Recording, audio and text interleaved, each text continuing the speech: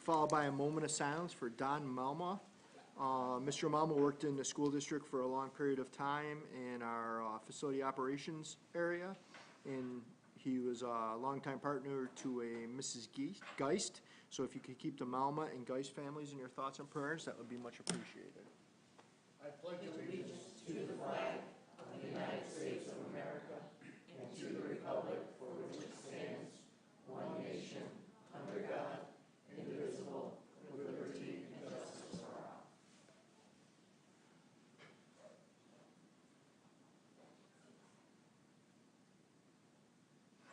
Thank you.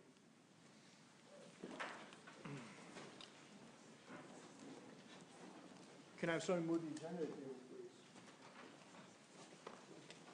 Moved by Ms. Farmer, second by Mr. Maloney. Any additions, deletions, or corrections to the agenda?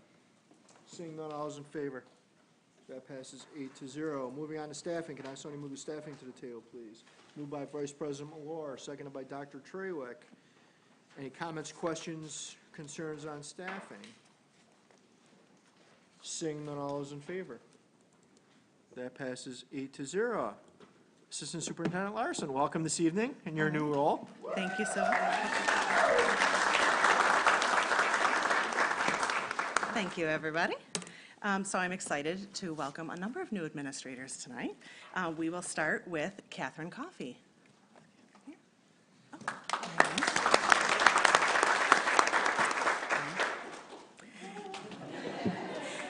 We're going to make you stay, Catherine. Katie Coffey completed her educational leadership program through the University of Rochester while teaching here in Greece. She has been working at Odyssey Academy as a special education 1211 teacher for the 7th and 8th grade for the past 5 years. Prior to this, she worked as a special education teacher in a variety of settings at Sodus Junior Senior High School. She served as a 7th grade department chair, ESY teacher, and as a teacher for the 21st Century After School program. Katie made a career shift to begin working in education as an aide in a 613 classroom at the Kessler Center, a residential school in the Rochester area. During that time, she was completing her teaching certification in special education and social studies at SUNY Brockport. Prior to this time, she worked in a variety of roles for agencies such as Easter Seals, Heritage, and Lifetime Assistance. Katie's favorite part of working in education is the ability it provides to develop opportunities and relationships that support students. She loves to help them bring their ideas and goals to life. As an active participant in our district's equity and SEL work, Katie is most excited for the increased opportunities to reach students and families in her new role, reach students and families in her new role as assistant principal at Odyssey. She's looking forward to continuing building on the relationships and skills she has developed in her time with this community. Outside of work, Katie loves to spend time with her husband and 2 children. The family enjoys exploring the world, trying new restaurants, and traveling together. You can often find her going for walks or bike rides with her family as a way to relax. Katie keeps busy as the president of her Board of Education, watching her son play soccer and taking her daughter to aerial arts. Congratulations, Katie.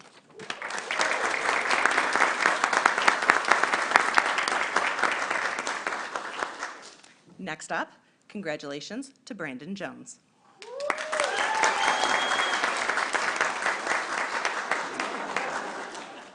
Brandon Jones has been a member of the Greece Central School District since July of 2017, when he joined as an assistant principal at Odyssey Academy. In 2021, Brandon was promoted to principal at Craig Hill Elementary School. Before working in Greece, Brandon worked in the Rochester City School District as a special education administrator and a special education teacher. Brandon realizes that his experiences in these different roles have taught him invaluable lessons that he carries with him and allows to guide him. Brandon is thrilled to join the Olympia community as principal. He is excited by the opportunity to work with the Olympia staff to ensure that the students of Olympia receive a quality education that is built on a foundation of equity. Brandon understands that thriving for equitable outcomes for students will require a commitment to building relationships with not just staff, but also students and their families, and he is ready to do just that. Brandon would like to give a special thanks to the Craig Hill community.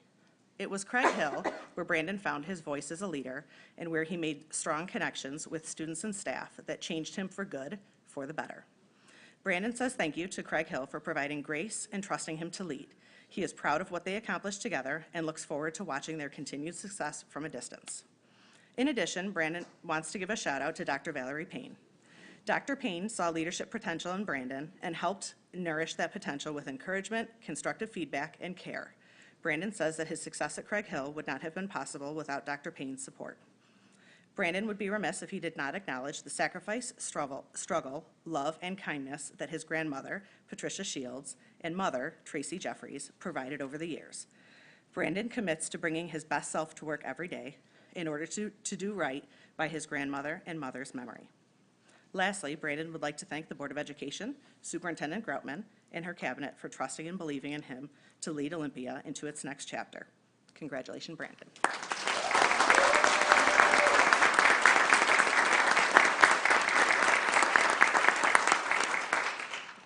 Next, please welcome Anna Madrid.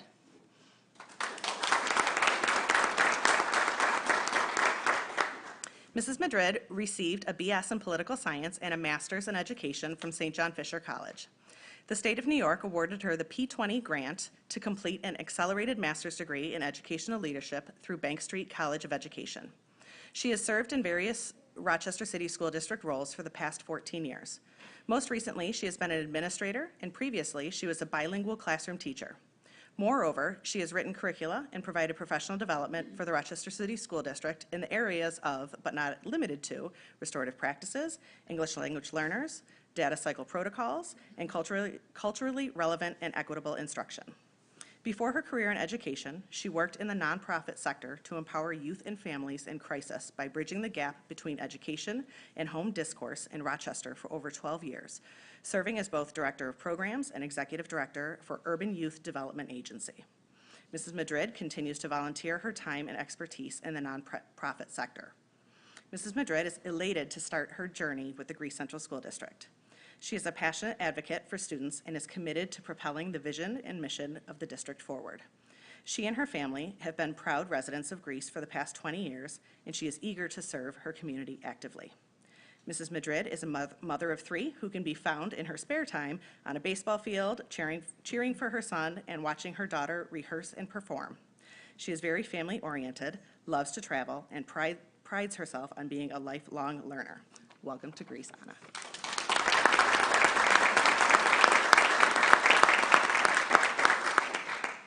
Next, congratulations to Abigail Tarana.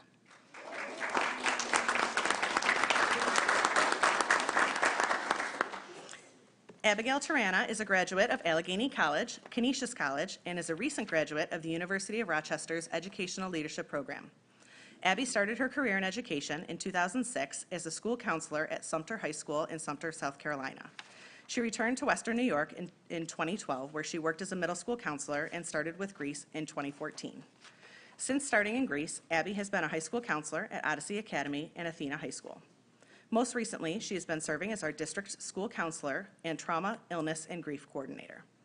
Abby is passionate about working to support the Greece mental health staff with role delineation and consultation, educating adults on youth mental health, and supporting schools and students through her work with TIG. Abby has been instrumental in supporting staff with Maya Learning, data management systems such as Panorama and Swiss, and RTI systems and processes. As the Assistant Director of Student Services, Abby is looking forward to continuing to support these initiatives to better serve the students and families of Greece. Abby lives at home with her husband and her 2 children, Addison and Carter, and her dog Ginger. Addison is a freshman in high school, and Carter is a 6th grader. This year, she is celebrating her 10th year as a Girl Scout leader. Abby is also an avid reader, camper, Sabres, and Bills fan. Congratulations on your new role.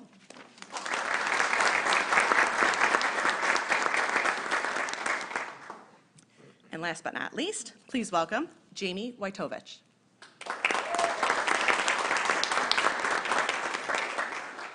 Jamie's education began at Fredonia State University, where she graduated with a bachelor's in adolescent education with a focus on English language arts. She went on to teach for 2 years just outside of Charlotte, North Carolina, before returning to upstate New York, where she taught English language arts for 5 years while coaching cross-country and serving as a class advisor. Jamie received a Master's of Education from the University at Buffalo and a Master's of Literacy from SUNY Brockport. She's worked as an instructional specialist at Monroe to Orleans BOCES for the last 10 years, serving in various capacities from coordinating professional development for the Teacher Immersion Fellows Program to providing coaching and professional development around next generation ELA standards, high-quality instruction practices, and literacy. Jamie graduated from SUNY Brockport with her administrative certificate. Jamie is looking forward to applying her diversity, equity, and inclusion work and extensive experience in curriculum and instruction to her role as the Director of Humanities for Greece. Jamie's husband, Jim, and daughter, Savannah, all love being outdoors, hiking, walking, or playing. Savannah is 5 and beginning kindergarten in the fall in Webster. They have a cat named Peppa and a dog named Maisie who keep them entertained. Family and friends are very important to her family and are who they are with most weekends. Congratulations and welcome to Greece, Jamie.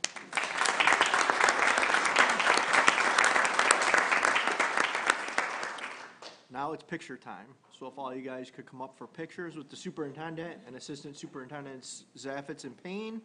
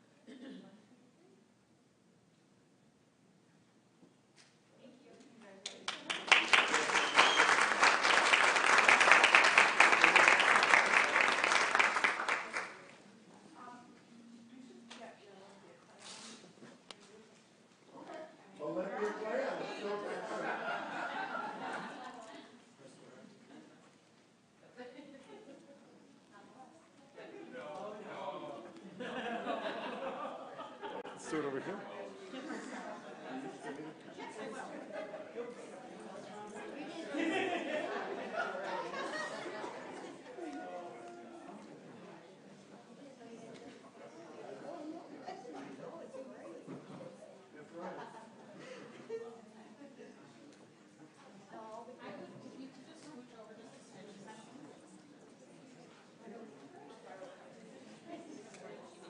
Gives everybody their time to leave.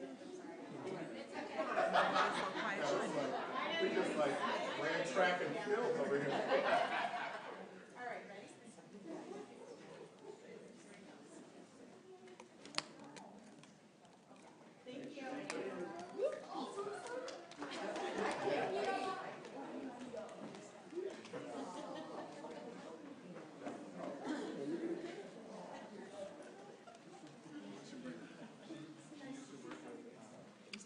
All right, moving on to item 2.02.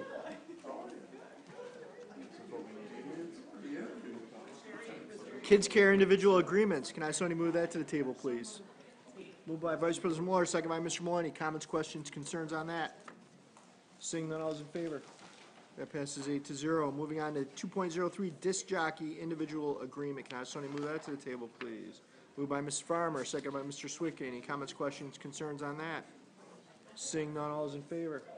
That passes 8-0. Moving on to 2.04, GTA MOA Additional FT. Can I have somebody move that to the table, please? Moved by Mrs. Farmer, second by Mr. Bonagorio. Any comments, questions, concerns on that? Seeing none, all is in favor. That passes 8-0. Moving on to 4.01, Curriculum Review Committee Update. Superintendent Groteman. Yes, I'd like to invite Suzanne Pettifer to come on up. Suzanne has done an incredible job leading our district curriculum council, and we're at a time of year where she is ready to give us some updates around the work that's been done and where we are going from here. So I'll turn it right over to her. Perfect, thank you. So just a reminder, I like to start off always by just reminding people what our District Curriculum Council is. So I'm just going to read to you a little bit from our guidance documents, that the DCC looks for opportunities to integrate curriculum and ensures that the district has a long-range plan for curriculum review. The DCC also monitors the development and implementation of P12 subject area standards across grades and subjects. It's a representative body with specific responsibility to recommend, review, and guide decisions about curriculum instruction and assessment development within the guidelines of Board of Education policies. So some of the things that we do are we monitor the program review cycle calendar, so we make adjustments as needed based on updates from the state. We try to clearly communicate what is going on in each of our content areas, and we examine curriculum and data plans provided by our vertical team to ensure that we're meeting the standards. And annually, we develop professional development initiatives and really help to roll those out across buildings that include newer instructional models and any newer assessments. We also manage and review protocols and processes. We've created some district forums. We've updated some things along the way. And periodically, we review the program review cycle documents using the Strengths, Challenges, Implication Guides. So that sounds like a lot, but it really is a lot. We have a lot of work that we do, and we don't do it in isolation. So our committee members include board members, and Terry has served in the past on our committee, and currently we have Tracy and Mark serving on our committee. So it's great to have our board members. We also have several parents that are on our committee that work with us, and those have changed over time. We've actually grown. We've had an increase of interest, and so we have tried to welcome as many folks as we can. We also have a diverse group of teachers that sit on this kind of committee. That is on top of all of the different teachers that work vertically and horizontally for each of the content areas. So we come as directors and leaders in the district to present our information and what we've been doing in our content areas based on all of the work that's being done by the teachers and leaders in the district. So it's really an exciting committee to be on. We have members on there, and as members are on there, they're constantly like listening to these presentations, encouraging us to think about what things we might do differently, making sure we're including the latest research in the things that we're doing. So they are constantly participating in reviewing and helping us plan, pushing our thinking sometimes in new ways.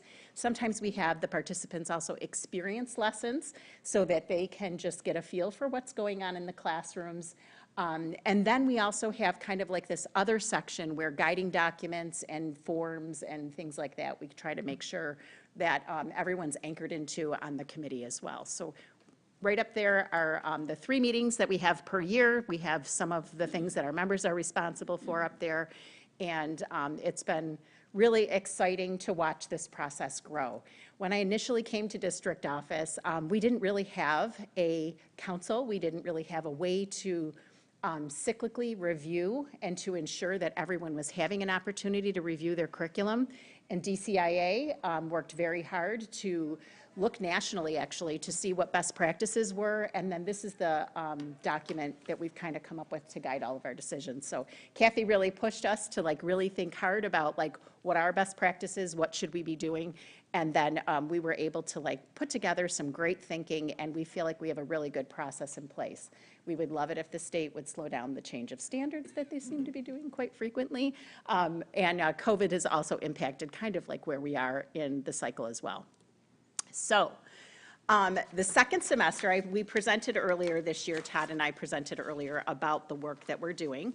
But the second semester for our DCC meetings was focused on science, world languages, and again, other updates throughout on English language arts, as that has just been a big, huge body of work that's been going on as well. So I'm going to start with discussing English language arts. They are in the research and recommendation year. And previously, this group was referred to as languages other than English. To be more inclusive and better aligned with the charge of the department, the name was updated by the state. And Shauna Sweet leads this department. She came to our DCC meeting. She reviewed the updated plan by New York State to roll out the new standards for world languages. Implementation of the revised learning standards for world languages is a gradual process that begins in the fall of 2023, with the first course in preparing students for Checkpoint A, and then It will continue to add one academic course each year so that the changes grow over time. And the state has really tried to do this across various content areas. They're very intentional with world languages right now. This has matched perfectly with the research recommendation phase that the department was already in. And we were able to start to do some professional learning and have the teachers attend some conferences and things to get right on board with best practices. Next year in grade 7, we're ready for the phasing in of the new standards right on time. The key shifts reflect a focus on more authentic communication and resources, as well as students demonstrating proficiency in languages that include interpretive communication, interpersonal communication, presentation communication, as well as relating cultural practices and products to perspectives and cultural comparisons. These shifts have a focus on both the input and output of communication. I don't know if you took a language in high school, but when I took my French class in high school, which I'm terrible at, by the way, the focus was much more on grammar, sentence diagramming, learning how to do more written communication as opposed to like oral communication and really some fluency with practice. So the emphasis now from the state is much more communicative, not only on the output from students, but also on the input, and this is a big shift for us in our instruction. So Shauna led her team through the process of identifying goals for the department and establishing a purpose for the work. The self-assessment defined what we have current in place that could stay and remain aligned with the work that's being expected now. And then we also identified some areas where shifts need to occur. The professional learning included the New York State conferences and New York State webinars. There is modified jigsaw activities with various professional articles that were put out by the state as well. And then there are also some shadow days planned with other districts just to ensure that we're kind of in line with like best practices and what's going on. A textbook survey has also gone out to staff, and new materials are being previewed from companies that include Carnegie, Vista, and McGraw-Hill. These resources include a mix of digital and print-based collections, which is what we're seeing more and more from companies now. Quite often in the past, prior to us even having the cycle, it was a textbook, right? It was like, whose turn is it to buy textbooks this year? And we would put a lot of money into these textbooks that we'd be signing in and out to kids. And companies now are up with the times, and things are much more online. It's easier for them to update, give us the latest versions. It's easier for us to navigate. Kids don't tend to lose what's online, which makes it really nice, makes it for quick inventory at the end of the year, right? There's all these things that are interactive online too, as opposed to having just a textbook, right? So these online resources are typically in tandem with some sort of printed resource from companies. The only caveat about that then is that we have different charges now. So instead of saying like it's social studies turn, okay, we're all going to get new textbook for this department, annually now we're paying something, right? So it's also a shift in how we source our teachers and how we pay for resources, which actually provides us with better opportunities to make adjustments if that's needed. Okay. So that is world languages. You can also see here that as part of the cycle, we determined that we were a bit out of alignment with some of our hours of instruction at grade 7. And so what we're doing is we're going to be piloting at Odyssey next year a 4 out of 5 day class period for the students. Right now, we kind of have like 2 to 3 days, and just to get that more frequency of practice, and that's really how immersion in language, we're going to be upping that so we're more in line, and we're going to continue to schedule the 8th grade world language classes 4 out of 5 days also, and then we expect to see better results on our checkpoint A exams because of this. So we're looking to pilot it at Odyssey, work out any kinks next year, and the year after we'll be rolling that out to all of our buildings. The other thing Shauna updated the committee around was our SIFE program. And SIFE stands for Students with Interrupted Formal Education. And some of our students who are entering our district now have been identified by other districts as SIFE students, or students who had this interrupted education. And when they come into our district, either from another country or another district, and we have these assessments that we provide, if we find out in their home language that they're behind by more than a couple years, we need to provide a different sort of service. And some of our students who are coming to us either have been interrupted because of wars, or just some countries don't have the same sort of educational system we do. Some of our girls that come to us maybe haven't had an opportunity to even have education, right? And these students are allowed to attend high school a little bit longer, and we have a curriculum that we're using from the state, which has been very successful. We've seen an increase in attendance with this program because the students are receiving some direct instruction in a more self-contained way, so that they're not feeling as embarrassed, like I'm in a classroom, I've got 25 kids, I don't understand the language, that it's moving so quickly. We've been able to surround our students with better supports, go at a pace that makes sense for them, as well as teach them the literacy skills and academic language they need to be successful and move forward. And we're seeing that kids are really moving forward with that, which is really, really exciting for us. So Shauna took us through an activity where we used some of these cards to learn about students that have been named SIFE students from other districts. And what we were able to do is kind of look at those cards and think about what were the things that the students had going for them and how could we capitalize on that. And the thing that we noticed, kind of a thread throughout the cards, was that students were really struggling with writing. So typically our writing system might be a little bit different, right, than another country, and so that writing is always seems to be something that lags a bit. Okay. We also had Sean Esposito come and talk to us about science. And what we're finding in our core content areas is that we have them in different places. So K-5, those elementary teachers, right, who have to be in charge of everything content-wise, we try not to bury them totally with being in the same spot at the same time so that they're not receiving 6 new curriculums to try to implement that at once. So they are in the third year of implementing some science kits that we get from BOCES. We have our 6-8 students who are interacting with Discovery Education right now, some new resources for them. And then 9 through 12 is going through their evaluation year, and this is in alignment, again, with what the state has expected. The standards have been updated for science as well, and you can see on this slide how the standards have been updated, as well as the assessments and what the expectations for that will be. Okay, and again, they're phasing things, right? So our science this year, our students at 4th grade will not be taking the science assessment as they have in the past. Next year's 5th graders, they will take their assessment. So the state is just kind of shifting how we provide these assessments.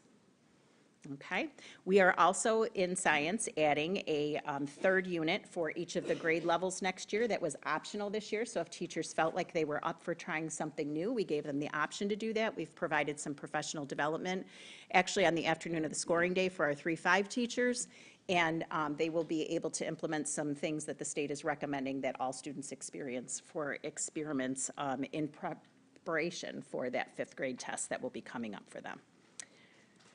We're also looking to develop some cross-curricular things with science so that we know at the elementary level in particular, time is always of the essence, and we're looking to make those connections. And so there might be some realigning that goes on once the ELA curriculum is determined as well.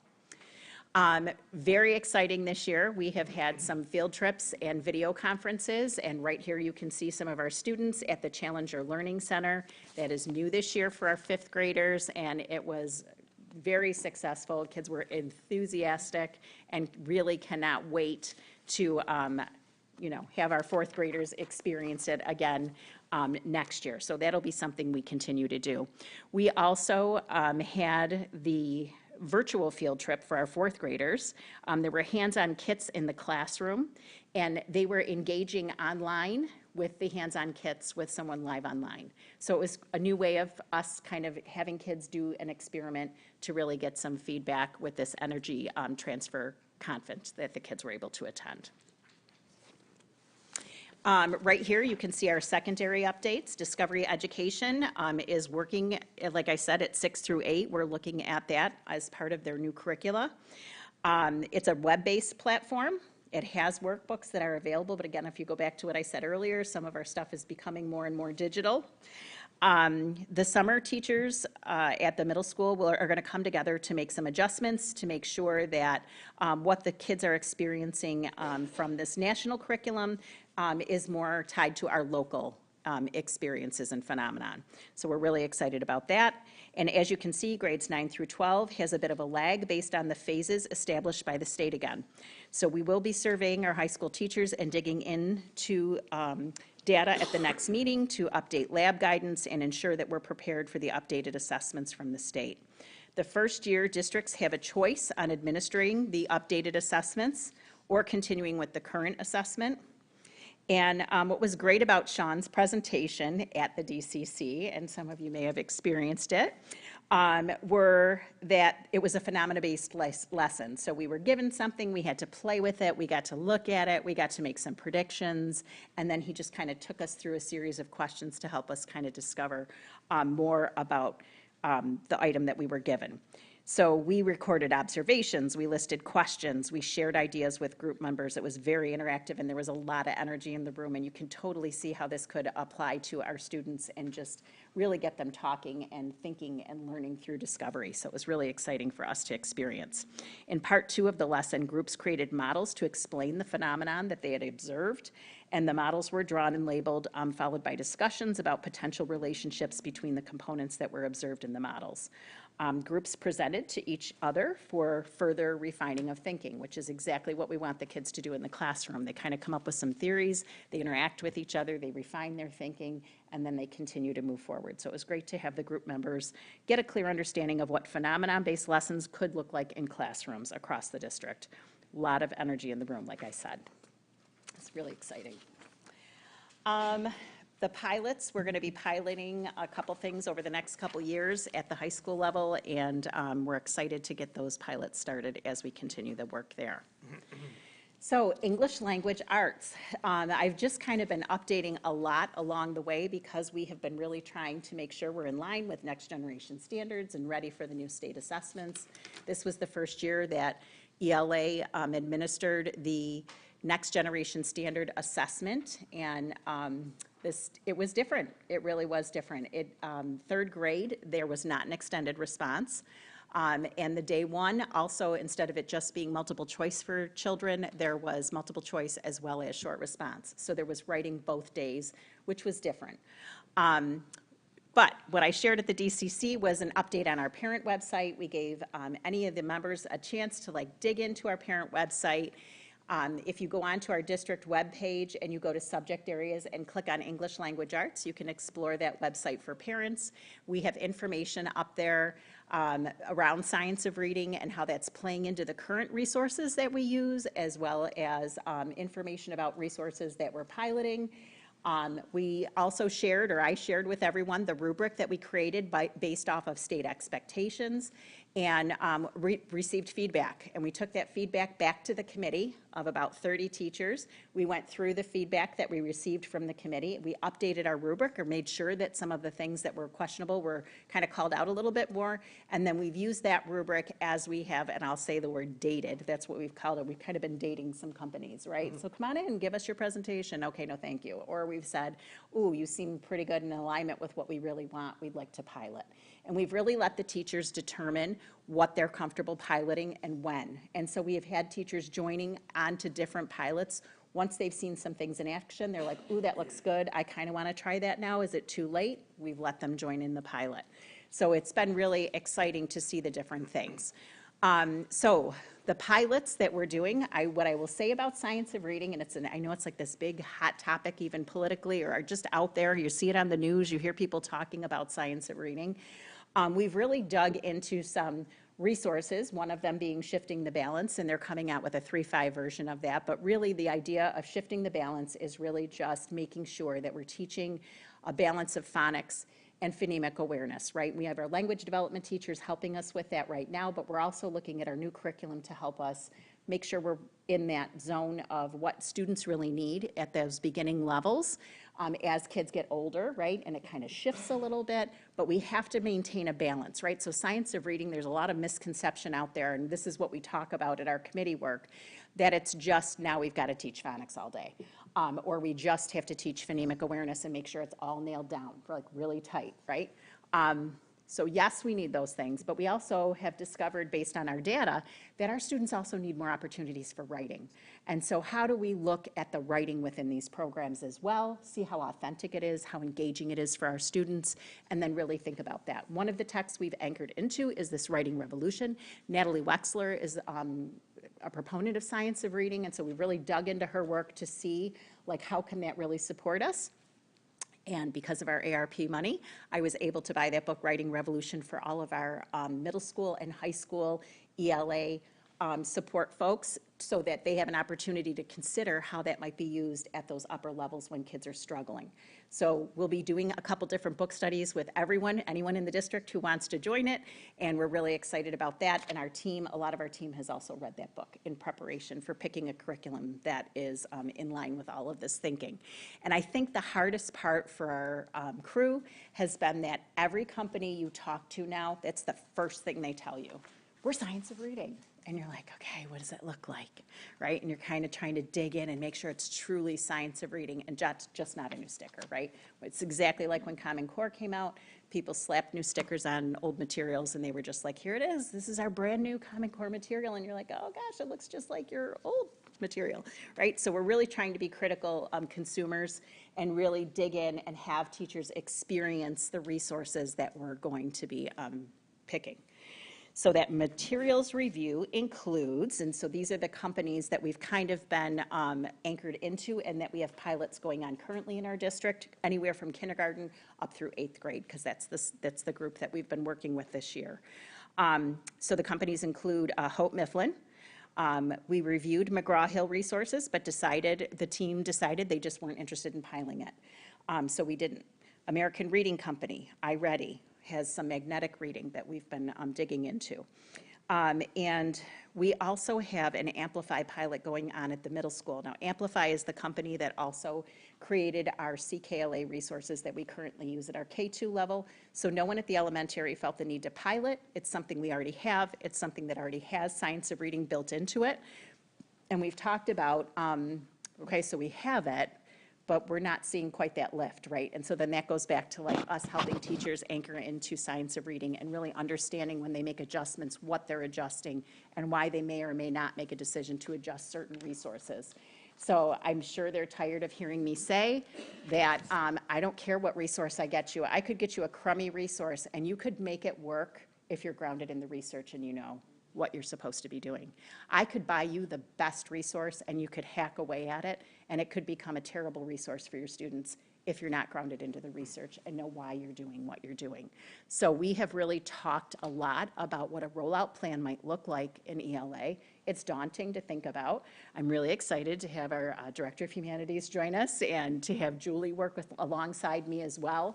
Just as we start to roll out this curriculum and think about really anchoring folks into the latest research and conversations that are going on in literacy. So we had these resources available for our DCC. I had them all spread out across the room. Everyone could take a glance at them or take them, and look at them if they wanted to more. I also had them laid out at the Spring Family Festival. We have had these flyers, as you see, about parents to receive feedback from them. I've interviewed various parent coordinators. I have interviewed parents at various events. We also had them out at the project-based learning event that we held in January. So we've really tried hard, and I don't ever remember this happening before, that we have had resources laid out time and time again for people to really hold, look at, think about, talk to me about. And I know we've never really had a parent survey around ELA to find out what parents really want.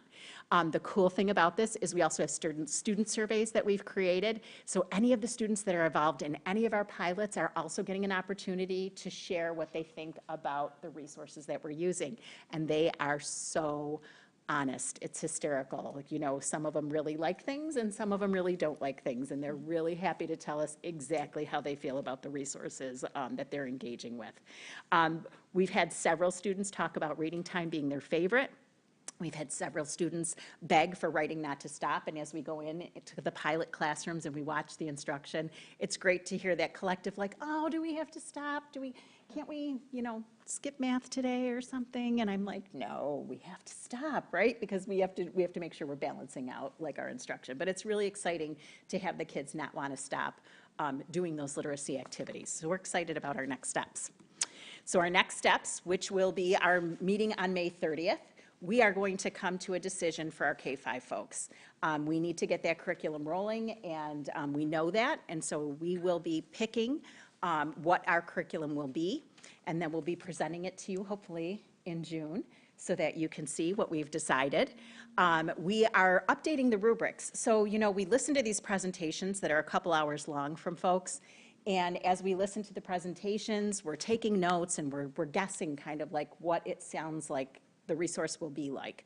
Well, now we've had folks interacting with the resource, so we want to say, like, you were really excited about this. Do you still feel excited? Or has this like crushed your soul a little bit doing this with kids? We want to make sure that it's still exciting and engaging for kids, right? So we're going to go back through and take a look at our initial rubrics and update them and just make sure we've got all the information in there so that we're making an informed decision. And then again, like I said, we'll be picking our program for sure for K-5. 6-8 found another program that they wanted to hear about, so we're allowing that to happen on the 30th, and we may have another pilot starting, so 6-8 might be a little bit of a lag, but we're really excited about the work that we've been doing. Any questions? Vice President Laura. You mentioned, and I don't know if I'm saying this right, SIFE students? Yes. How many do we have in the district? Do you know? Right now, because Shauna and I just actually were in a meeting with Gina yesterday, we have about 12 for next Okay. year. We received a handful at the beginning of this year, and they all ended up at Athena, which was great because it kind of gave us a cadre to start our program with. Excellent. Yep. Also, I say this every time you present, I am so excited there's a process and that we have best practices to share. As a former teacher, and not only this school district, I can't tell you the number of times someone just came and said, this is the book you'll be using next year, and you were on your own. So I really appreciate that you let teachers have input. Great. Mr. Bonagario. So I want to thank you for, I've seen how much is going into that, and I really appreciate that. The different options that have been reviewed, there's a lot there. And a lot, everyone's been pouring through that. How will the pilot programs actually work? And will there be an opportunity for teachers to say, no, this isn't, and where we go if that happens? Yep. Or a flavor of how that works? Sure. So what we're planning on doing on the 30th is we are going to go company by company where our pilots are. We are going to have panel discussions. So we've sent out to the teachers who are piloting, here's the initial rubric that we created as a group. What do you agree with still, or what would you change now? So some things, what we're noticing, some teachers that have returned to us have been like, this is actually stronger than we initially thought. And then some teachers have said, like, this actually is missing a whole bunch of stuff that it didn't seem like it was missing in the presentation, right? Which is why the pilots are so important. So we have 4 programs, and what we'll do is we'll haul out the rubrics, we'll review what the panel has kind of said. We plan on having a panel of for each of the pilots to let teachers ask questions of the panel, and then kind of just have teachers kind of in their own mind make a determination. We have a Google form that is anonymous, so we'll have teachers go in and kind of select, like, yes, this would be a good curriculum for us, which they could pick several, right? And then we could have more conversation about what we, going back to our priorities. So one of the other things we're going to do at that meeting is revisit our priorities, so like writing. Writing was something from the start that we've all talked about that we really want to see more intentionally taught, especially at our K-5 level. So if the program doesn't appear to be as strong in that area, then we would say, like, well, it doesn't really match our major priority. It might still be a good program. All of the programs that we're piloting got green from Ed Reports, which is like this outside overseeing body that kind of like goes through and has their own rubrics and things and reviews things for us. So they got all green. Anything we're reviewing or we're piloting, we made sure already under that lens was a good-to-go resource. So it really just depends on our students and stuff. So we'll go through that process. Some of the teachers have shared with me their data. So they're looking at, I had 2 teachers this week send me their iReady data, just to say, like, I cannot believe the growth my kids made this year. The only thing I did different was use this program. Or the only thing I did these last few months was use this program, and I'm shocked at how my kids have, like, progressed. We haven't looked at all of it, but I just had a couple outliers that made sure they reached out to me. So that'll be another part of the conversation, too. Okay? Dr. Haywick? I actually have 3 questions, so you let me know how to ask them. The first is, first of all, thank you so much. This is really refreshing to know that we're bringing great resources to the table and you're getting input from so many different stakeholders. My first question is regarding iReady, because that's been around for a very long time. So for the classes that are piloting iReady, is it a new version that's kind of steeped in the science of reading? Yes. So they've worked with Dr. Anita Archer, who is one of the Science of Reading guru people, and they have developed something called magnetic reading, which is totally, it's not computer-based.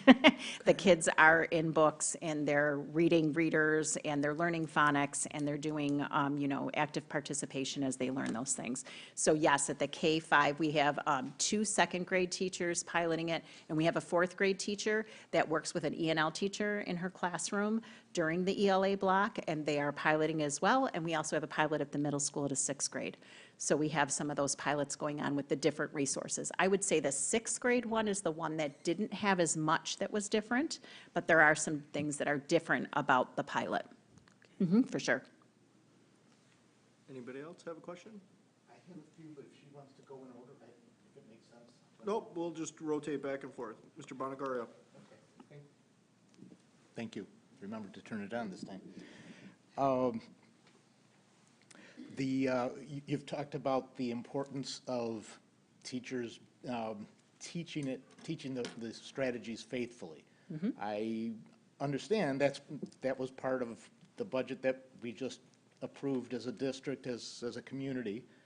So that will in fact be part of the whole process. Will we be training our own teachers to be the trainers?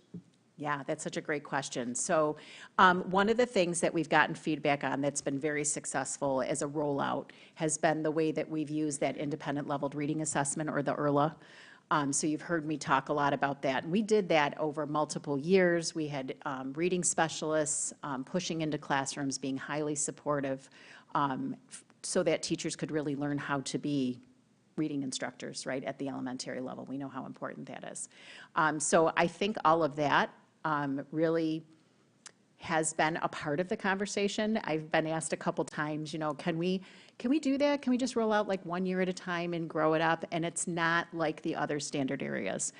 We have a deadline. We have to get the standards instructed in a certain way, and this is our year to do that. So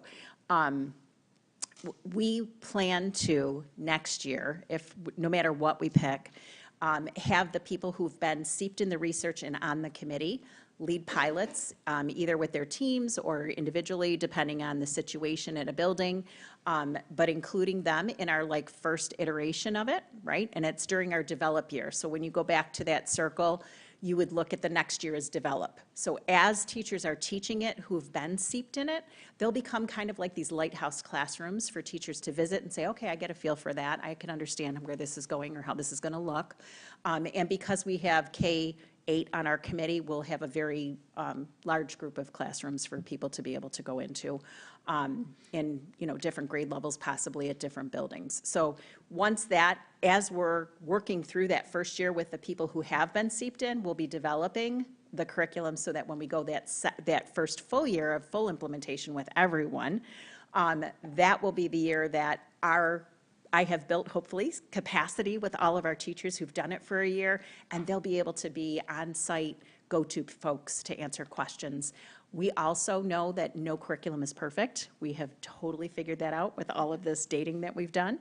But what we do know is that along the way, I might work out some bumps and say ooh, this would be a great way to roll this out with kids, and I make a note of it. And so when we go to roll it out large scale, we would say, hey, here's what we've learned. This group of teachers really thinks it might be best not to do this at this point, but instead over here, but really anchored into the research, right? So we're not going to be making adjustments that don't foundationally land in that research. Thank you. Yeah. Dr. Traywick? So along those lines, if the curriculum is doesn't roll out well, right? And so you talked about the curriculum being, in some cases, K through 5, and then you'll have a 6 through 8. So if the K through 5 curriculum, we say, it's not working so good, how does that affect the child transitioning into that next section, 6 through 8? Because they're going to experience something different. So that's one part, and I guess so when you're coming up with this plan, do you try to align the K-5 and the 6 through 8 in the beginning so that it's a natural progression? And if so, what happens if the first part doesn't work? Do you tweak the second part? Yeah.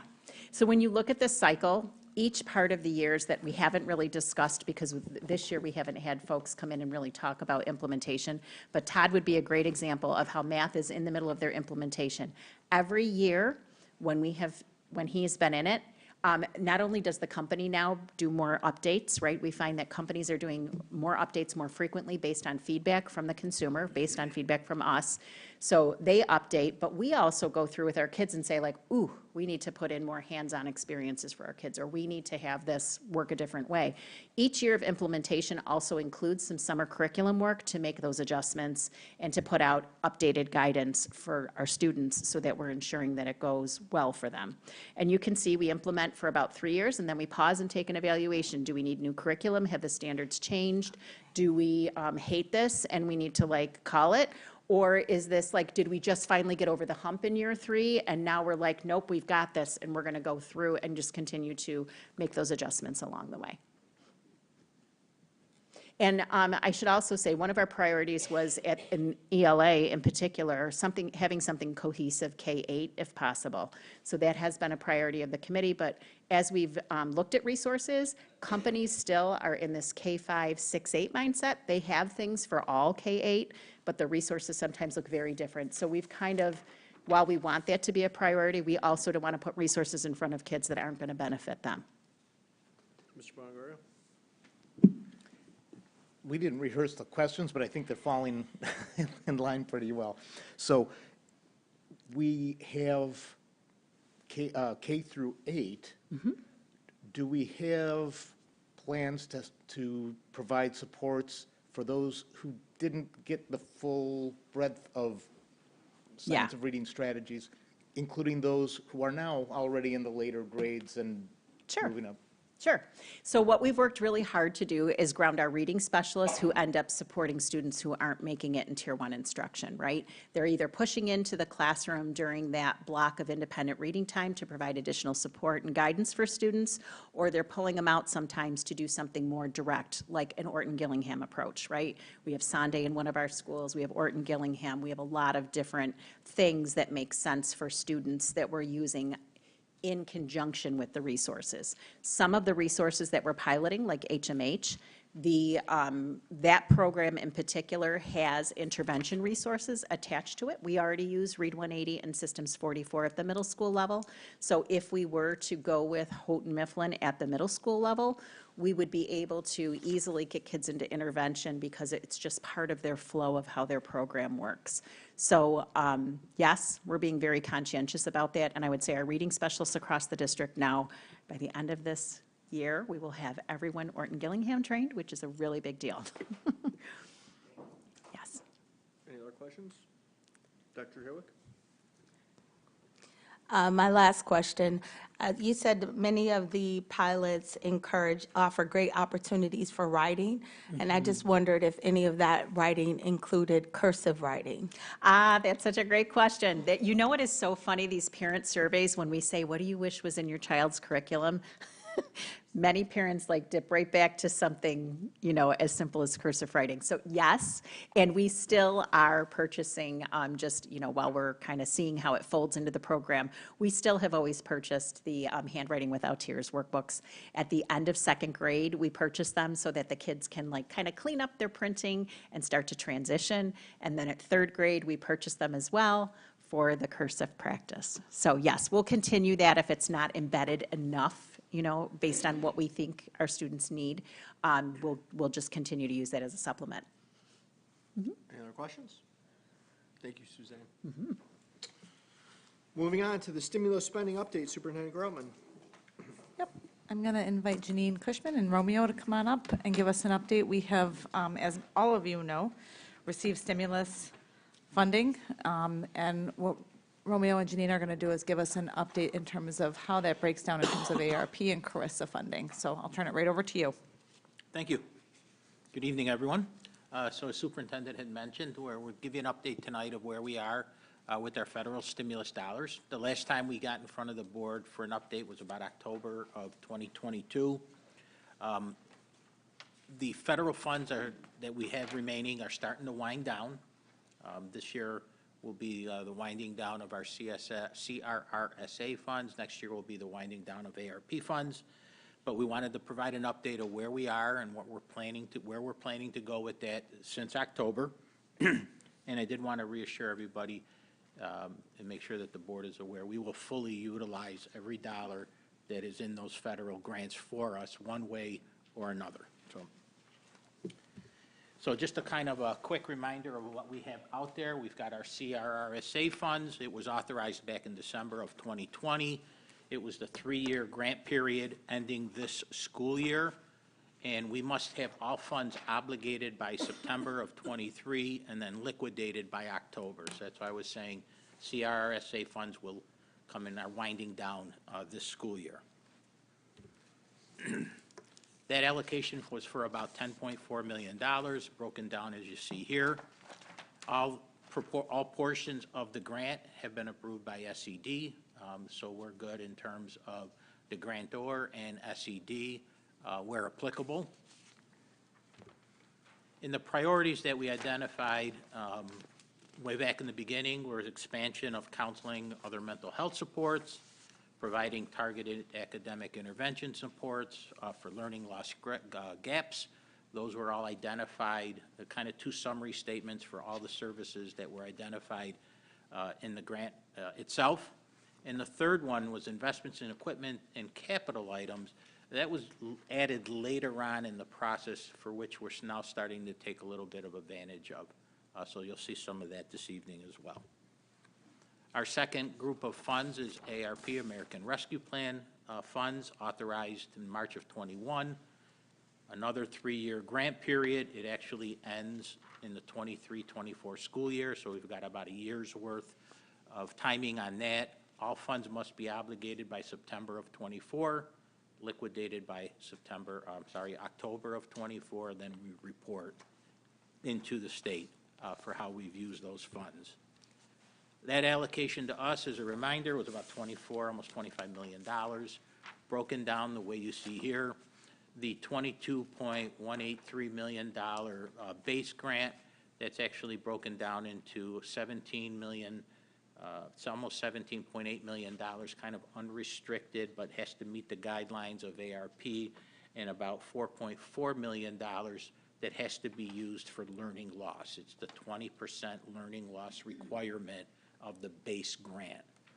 In addition to that $4.4 million that's embedded in the base grant, there's another $2.6 million that you see here between learning loss reserve, summer program reserve, and after-school reserve. Those thresholds also have to be met, and we are on target to meet those thresholds as we're going through. Again, $24.8 million. All portions have been approved by the grant, and SED is needed. The priorities are pretty identical to what we had in CRRSA. The first 2 are the same. The third item, again, develop after-school and summer learning programs at all our buildings, which is what we're doing. And again, and capital improvements and equipment items were added a little bit later in the process for ARP as well. At this point, I'm going to have Janine review the rest of the slides and give us an update as to where we are now in terms of expenditures, and then what our planned expenditures are going to be for the next 12 to 15 months. But I would preface it that this is very fluid as supply chain items come up, other issues come up. We are constantly taking a 3-4 times a year look at these funds and trying to properly manage expenditures where they need to go. So the plan we have today maybe look a little bit different in 3 months from now, but this is where we think we're going to go going forward. We'll update the board as we go. Thank you. So as Romeo indicated, we had a grant submitted for our original ARP and Carissa proposals that were largely driven by cabinet and building leadership identification of needs coming out of COVID. In most cases, it was staffing, and it was related to academic recovery as well as social emotional learning primarily. Since last October, though, we've also looked at the fact that much of that staffing was not able to be fulfilled. So in the sense of not leaving those dollars on the table, we looked at alternatives and went forward with the use of those funds to support the physical plant. And again, within the confines of meeting the mandatory learning loss, as well as meeting the requirements of the state reserves. Again, our original grant and all of the subsequent amendments have been approved. So speaking to the dollars, these are the expended and committed dollars as of April of this year. The base grant, the $22 million, we've spent $9 million on salaries, $9 million on salaries, $7,000 on equipment, $900,000, almost $1 million on contracted services, some travel and support of professional development, some supplies, and then a balance on benefits. For a total of $12 million that's been expended, leaving us about $10 million unexpended for the next year. The lost instructional time, the $1.8 million, we spent $1.1 million of that, $1.2 million of that on salaries to date. The learning loss, the summer enrichment, we spent $63 on salaries supporting last year's summer programs and other contracted services and benefits for $83,000.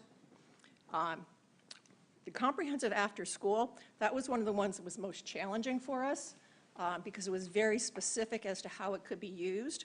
So to date, we've only spent about $4,000 of that. And then the ESSER on